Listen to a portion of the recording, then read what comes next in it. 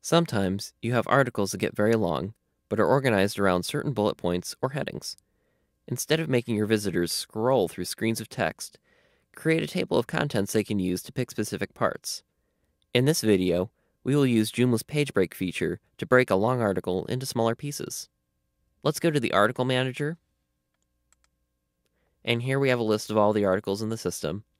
The About John and Meredith article has a little blurb about John and a little blurb about Meredith, so that's the kind of content item that we would want to split up into different portions. Let's click on John and Meredith, and we have our content from before. Let's add a heading for John. So let's go and click the page break button at the bottom of the editor. We're going to add a page title. This will be the heading that displays when we're viewing this portion. So we're going to call this About John.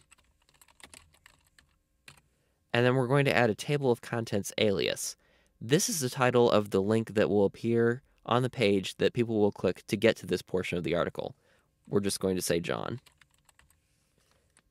Click Insert Page Break. And a line appears where the page break occurs. Let's go between John and Meredith and add a page break for Meredith now. Click on the page break icon. And on page title, we're going to call this About Meredith. And then for the link, we're just going to call it Meredith. Click Insert Page Break. And then go to the top of the screen and click Save. Let's go back to the front end of the website. Click Refresh, and notice that those page breaks don't affect the front end display of the article. But when we click to read more, we see the first part of the article, but we don't see the rest of it. Notice there's a box on the right titled Article Index. This is actually the table of contents that's referred to in the back end. They just call it Article Index in the front end. We have About John and Meredith, and that's the first portion of the article. When we click on John, it pulls up the About John portion of the article and displays the information about John. We can then go over and click on Meredith, and it will pull up her bio. Or we can click on All Pages, and it will display the entire content item at once.